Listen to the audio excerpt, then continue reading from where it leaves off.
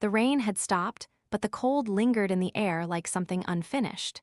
Elias Rowe stood beside the curb, his polished shoes already ruined by the damp pavement.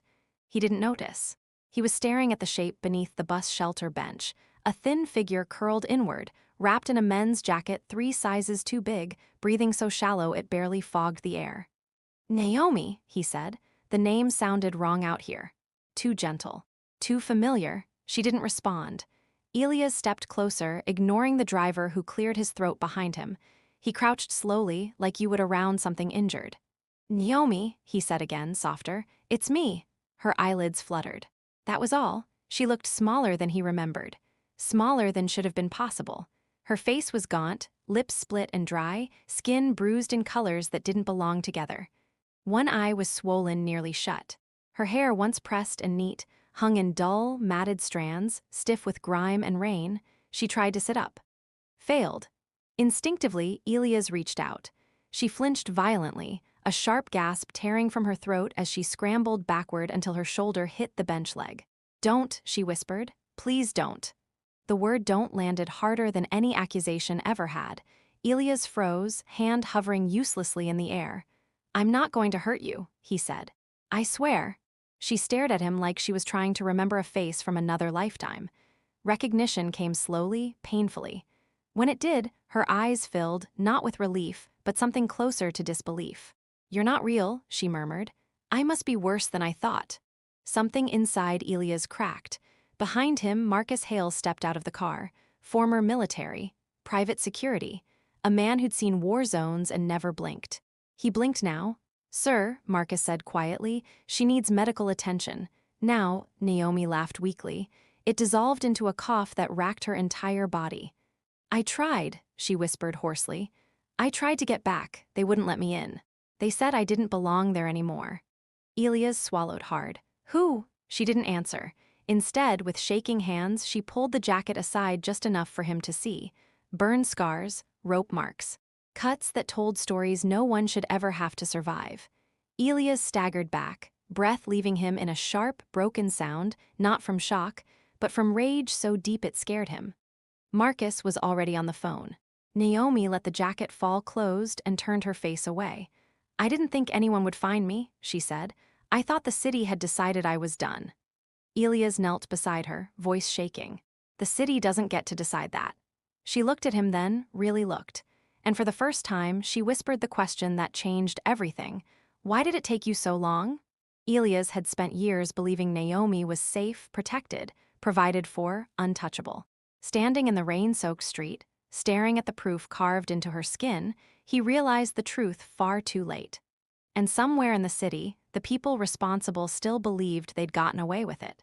48 hours before Elias found her beneath the bus shelter, Naomi Carter still believed she could fix things by doing the right thing. The apartment smelled like lemon cleaner and warm bread. It wasn't much, 1 bedroom, creaky floors, a view of a brick wall, but it was hers. For the first time in her life, she had a place where the door locked from the inside and no one could tell her to move along. She stood barefoot in the kitchen, packing groceries away one item at a time, careful and deliberate like the order of things mattered. Milk, apples, rice, bread, normal things, proof of a normal life. Her phone buzzed. Unknown number. "You should come home." Naomi froze. She stared at the screen until it dimmed, then buzzed again. Unknown number. This doesn't have to be difficult. Her chest tightened. She already knew who it was. People like that never stopped pulling strings, they just used quieter hands. She didn't reply. Instead, she locked the door, checked it twice, drew the thin curtains, sat on the edge of the bed and waited for her breathing to slow. She told herself she was safe. She told herself that Elias wouldn't have given her this place if it wasn't protected. She told herself a lot of things that night. At 11:47 p.m., there was a knock. Not loud, not aggressive. Polite. "Naomi?" A woman's voice called softly through the door. "It's me, we just need to talk." Her stomach dropped. She backed away slowly, heart hammering.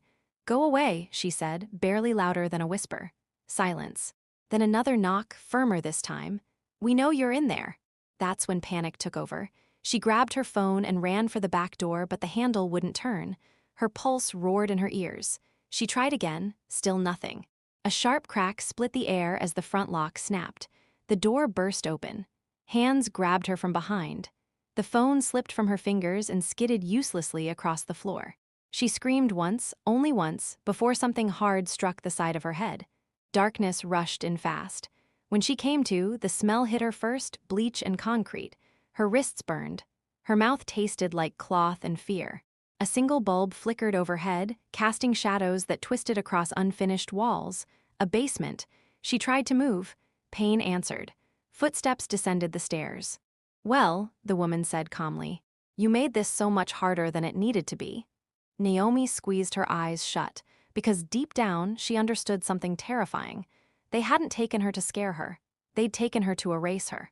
Naomi had believed distance would save her. She didn't yet understand that some people don't chase to reclaim, they chase to destroy. And upstairs, above the concrete and chains, someone was already rewriting her story. Naomi lost track of time almost immediately. There were no windows, no clocks, only the buzz of the single bulb overhead and the slow drip of water somewhere beyond the walls. Minutes stretched until they felt like hours, then folded in on themselves until she couldn't tell one from another. Her wrists were bound tight enough to burn. Every small movement sent sharp sparks of pain up her arms. The gag pressed against her lips tasted of dust and old fabric, like it had been waiting for her. Footsteps came and went, sometimes one set, sometimes two. She learned to measure fear by sound. The confident stride meant the woman. The uneven steps, the impatient shuffle, those meant the others. When they came together, Naomi's body reacted before her mind could. Muscles tensing, breath shallow, heart pounding like it wanted out. "Look at her," one voice scoffed during the first visit. "She doesn't look so proud now." A hand grabbed her chin, forcing her face upward. Naomi squeezed her eyes shut, refusing to give them that. "You don't get to ignore us," the woman said coolly. "You've been very ungrateful." Naomi shook her head weakly. Grateful? For what? For being tolerated? For being useful until she wasn't? The woman sighed, as if disappointed. "We just need you to cooperate." Papers were placed on the floor in front of her. She couldn't read them clearly through the haze, but she didn't need to. She recognized the weight of them. The quiet finality. "You sign," the woman continued, "and you walk away. No trouble, no noise." Naomi let out a muffled sound, half sob, half refusal. The first strike came fast, not hard enough to knock her out, hard enough to teach. Pain bloomed across her face, white and blinding. She cried out, the sound trapped uselessly behind the gag. Someone laughed. Someone else told them to stop, but didn't move. Each visit after that blurred. Questions she didn't answer. Accusations that didn't make sense. Anger that felt rehearsed, like they had been waiting a long time for permission to let it out. At some point, she smelled smoke. The pain that followed was different. Hot, precise, unforgettable. Naomi screamed until her throat felt raw, until her body shook with it, until the room tilted and spun and tried to disappear. In those moments, she retreated inward. She remembered lemon pie cooling on a windowsill, remembered laughter that felt safe, remembered a voice calling her by name like it mattered. She clung to those memories like lifelines, because somewhere between the pain and the darkness, she understood one thing with terrifying clarity. If she gave them what they wanted, she would survive, but she would vanish. And even broken, even bleeding, Naomi refused to disappear. When they finally left her alone again, she lay trembling on the cold floor, breath hitching, tears slipping silently into her hair. In the distance, a door closed. Locked. And for the first time since it began, a new thought cut through the fog of fear. If I don't leave this room on my own, I will die in it. Naomi had stopped waiting to be rescued. What she hadn't realized yet was that escape would cost her everything she had left, and still wouldn't be enough to keep her safe. Naomi didn't plan the escape. There was no dramatic decision, no sudden surge of courage. It happened the way most survival does, quietly, instinctively, in the space between one breath and the next. It started with silence. No footsteps, no voices, just the hum of the bulb and the ache that lived permanently inside her bones. Her wrists were swollen, raw where the restraints had rubbed skin away. Every inhale burned her ribs. Every exhale felt like surrender. She didn't want to die here. That thought arrived fully formed, steady and calm, not like this. She shifted slightly and felt it. The rope at her right wrist wasn't as tight anymore. Whether it had loosened over time or someone had grown careless, she didn't know. She didn't question it. She worked slowly, teeth clenched to keep from crying out as she twisted her hand just enough to slip free. Skin tore. Blood slicked her palm. She didn't stop. Once one hand was loose, the rest came apart faster than she expected. The gag fell away. She sucked in air greedily, the sound too loud in the small room. She froze, listening. Nothing. The basement window sat high on the far wall, small, grimy, barely wider than her shoulders. She hadn't noticed it at first. Trauma narrowed vision. But now it glinted faintly with moonlight. She dragged herself upright, legs shaking violently beneath her. The first step nearly dropped her to the floor. Her vision swam, dark spots crowding the edges. She leaned against the wall until the room steadied. Each movement screamed. She crossed the basement in slow, painful increments, every second expecting the door to burst open. When she reached the window, she pushed. It didn't move. Panic surged sharp and fast. She pressed again, harder this time, ignoring the way her shoulders screamed in protest. The latch gave with a soft crack. Cold air rushed in. She squeezed through the opening, the rough concrete scraping skin from her arms and hips. For a terrifying moment, she got stuck, breath trapped, chest pinned, fear roaring in her ears. Move or die, her mind whispered. She forced herself forward and fell. The ground hit hard, knocking the breath from her lungs. She lay there gasping, staring up at the night sky, stars blurred through tears she hadn't noticed falling. She was outside, barefoot, shaking, bleeding, but free. She didn't stand right away. She listened, counted heartbeats. When no alarm sounded, no voices followed, she pushed herself up and ran. She didn't know where she was going. She ran because stopping meant thinking, and thinking meant remembering. She ran past dark houses and silent cars, past porch lights that never turned on, past doors that stayed closed no matter how hard she knocked. By dawn, her feet were torn open. Her strength was gone. When she finally collapsed behind a closed convenience store, curled against a dumpster for shelter, she believed the worst was over. She was wrong.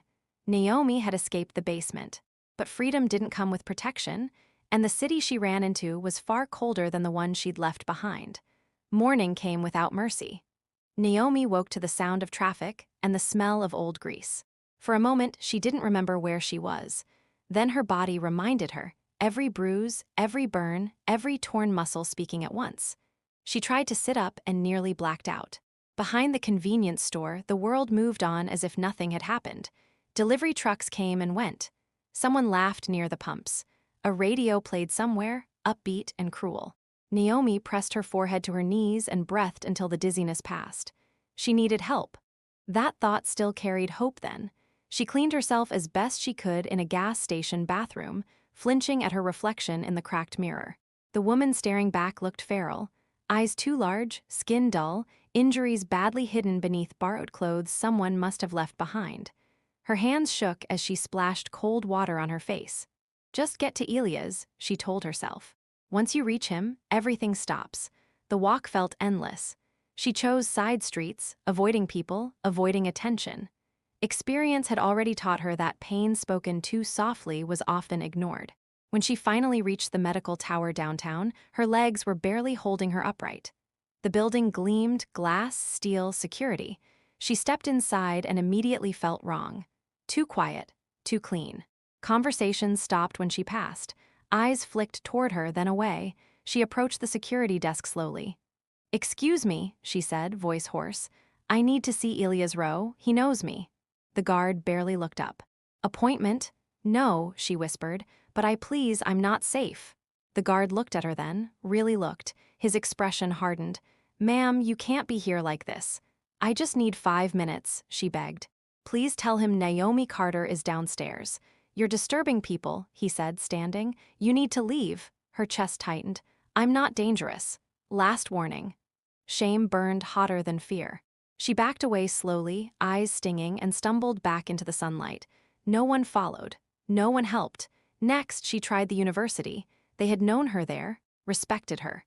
She clung to that memory as she crossed the campus, surrounded by students laughing, complaining about exams, living lives she felt she'd slipped out of. At the administration desk, the woman frowned at her screen. "It says here you withdrew," she said. "I didn't," Naomi replied faintly. "There's paperwork, the woman continued. Signed, effective immediately. Signed by someone else. By the time Naomi left the building, something inside her had gone very quiet. She tried the bank next. Her last hope. Your account is frozen, the teller said apologetically. Suspicious activity. Naomi nodded, thanked her, and walked out. By nightfall, she had nowhere left to go. She curled up behind the grocery store on Lamar, hunger gnawing, pain humming low and constant. The city passed her by in headlights and footsteps and indifference. She stared at the dark sky and whispered, I tried. No one answered. Naomi believed if she reached the right door, someone would listen. She didn't know every door she needed had already been quietly locked, and the streets were about to teach her how invisible a person could become. The streets didn't announce themselves as cruel. They taught quietly. Naomi learned first where not to stand, too close to storefronts, too long under awnings, anywhere security cameras lingered. She learned the rhythm of traffic lights and delivery schedules, the brief windows where a body could rest without being chased off. Hunger stopped being sharp after the third day. It dulled into something constant, like background noise you couldn't turn off. Pain did the same. Her burns throbbed when the air grew cold. Her ribs protested every breath. But she kept moving because stillness invited questions, and questions invited trouble. She learned to keep her eyes down. The first time she asked for food, she stood outside a deli with her hands clasped, voice low and careful. Excuse me, she said to a man in a pressed coat. Could you spare anything to eat? He didn't slow. Get a job, he snapped, not even looking at her. A woman walking behind him muttered something about people like you and crossed the street. The second time, a food truck owner laughed and told her to move along before she scared customers away. When she hesitated, too tired to react fast enough, he shoved her. She stumbled into a trash bin as laughter followed. That night, she didn't cry. She sat with her back against brick and counted breaths until the shaking passed. By the end of the week, she knew which bathrooms stayed unlocked, which clerks pretended not to see her if she was quick, which alleys were just safe enough to sleep in if she curled tight and stayed invisible. She also learned the danger of groups. It happened behind a convenience store near midnight. 3 boys, barely older than kids, loud and restless. They circled her with curiosity that curdled fast. What happened to you? One asked, pointing at her scars. Another laughed. Looks like she deserved it. She tried to leave. One shoved her. She fell hard, head striking metal with a hollow sound. The world rang, then tilted. She didn't feel the ground when she hit it. When consciousness crept back, dawn was breaking. She lay half-curled beside a dumpster, head pounding, blood dried at her temple. For a long moment, she couldn't remember her own name. Then it returned in pieces: Naomi, lemon cleaner, a locked door, the sound of a latch breaking. Across the alley, a man stood watching. She noticed him only because he didn't move away when her eyes opened. Middle-aged, broad shoulders, hands in his coat pockets. He wasn't smiling. He wasn't afraid. He was observing. Naomi tried to sit up. Failed. Her vision swam. The man checked his watch, glanced around, and finally turned away, walking slowly toward the street. She didn't know it then, but that hesitation, the fact that he waited, was the first crack in the wall. Naomi didn't remember falling asleep. One moment she was curled against the brick wall, trying to stay awake because sleep on the street was never safe, and the next she was drifting upward through pain and sound, voices overlapping, footsteps too close, a sharp light cutting through her closed eyes. She panicked instantly. Her body jerked, heart slamming against her ribs as she tried to scramble away, but strong hands held her gently in place. Easy, a man's voice said, calm but firm. You're not in trouble. She tried to speak. Nothing came out. You passed out, the voice continued. You've got a concussion and injuries that need treatment. I'm not here to hurt you. Her eyes fluttered open. White ceiling, beeping monitor. The smell of antiseptic instead of trash and rain. Hospital, her breath hitched. No, she croaked. Please don't send me back. You're not going anywhere, another voice said. That one she knew. Her head turned slowly, painfully. Elias sat beside the bed, jacket off, sleeves rolled up, his hands clasped so tightly his knuckles were white. He looked older than she remembered. Smaller somehow. But his eyes, those were the same, furious, grieving, alive with something dangerous. Naomi, he said softly, you're safe. She stared at him like he might vanish if she blinked, her lips trembled. I tried to get to you, she whispered. They wouldn't let me in. They said I quit, that I took money. I didn't, I swear I didn't. I know, Elias said immediately. I know. Tears spilled down her temples, unstoppable now. I thought you believed them. His face broke. I believed lies, he said hoarsely. And that's on me? A nurse entered quietly, checking vitals, explaining every touch before making it. It mattered more than Naomi could explain. The room felt still, contained, like the chaos couldn't reach her here. Another man stepped forward, the one from the alley, broad-shouldered, watchful. My name's Marcus, he said. I work for Elias. I've been looking for you for weeks. Naomi frowned weakly. Why? Because people don't just vanish the way you did, Marcus replied. Someone made sure of it. Her fingers tightened in the sheets. They hurt me because I wouldn't sign, she whispered. They said I wasn't family. That no one would come. Elias stood abruptly, turning away, shoulders rigid. When he spoke again, his voice was low and steady and terrifying. They lied. He turned back to her. And every single person who helped erase you is going to answer for it. Naomi's eyes searched his face. You promise? I swear it, he said, on everything I have. Exhaustion washed over her, heavy and warm. As sleep pulled her under again, she felt something unfamiliar settle in her chest. Not relief. Justice beginning to move. Naomi had been found, but the truth hadn't finished surfacing. And once it did, it wouldn't just expose what was done to her, it would bring down everyone who thought silence meant safety. Recovery didn't arrive all at once. It came in fragments, spoonfuls of soup she could keep down, stretches of sleep that lasted longer than an hour, moments when her body didn't tense at every sound. Naomi stayed in the hospital under a name that wasn't hers, guarded more closely than she understood at first. Elias never left for long. Sometimes he sat in silence, reading reports on his tablet, jaw set hard enough to ache. Other times he talked about nothing important. The weather, a book he thought she'd like, stories from before everything went wrong. He spoke as if anchoring her to a version of the world that hadn't tried to erase her. Marcus came and went, always purposeful. They filed false documents, he told Elias one night, not bothering to lower his voice. School withdrawal, bank freezes, a restraining order signed when she was unconscious. Clean work. Professional. Naomi listened from the bed, hands clenched under the blanket. So they planned it, Elias said quietly. They executed it, Marcus corrected, and they left a trail. The doctors documented everything, every scar, every fracture that healed wrong, every burn that matched a pattern instead of an accident. Naomi gave consent with a nod that surprised even her. Weeks ago, she'd been begging people to listen. Now they were writing everything down, carefully, officially. For the first time, the truth felt heavier than the lies. When she was discharged, Elias didn't take her back to the city. He drove her 2 hours out, past highways and noise, to a low, wide house surrounded by trees. No cameras in her face. No strangers, just quiet and open sky. You can stay as long as you need, he said, or forever, you decide. That night, Naomi stood barefoot on the porch, breathing in pine and cold air. The silence didn't feel threatening here. It felt earned. Days turned into weeks. Therapy was hard. Some memories refused to stay buried. Others surfaced slowly, like bruises rising after a fall. But she spoke. She wrote. She baked again, hands trembling at first, then steady. Lemon filled the kitchen, sharp and familiar. One afternoon, Marcus arrived with a folder thicker than any before. They're panicking, he said. Accounts frozen, properties seized. One of them tried to leave the country. Elias didn't smile. Good. Naomi looked up from the table. What happens next? Marcus met her eyes. Next, they explain themselves in public in court. She considered that quietly. I don't want revenge, she said finally. I want acknowledgement. I want it on record that I didn't imagine any of this. Elias nodded. You'll have it. That night, Naomi wrote her name at the top of a clean sheet of paper. No shaking, no hesitation. For so long, others had decided who she was allowed to be.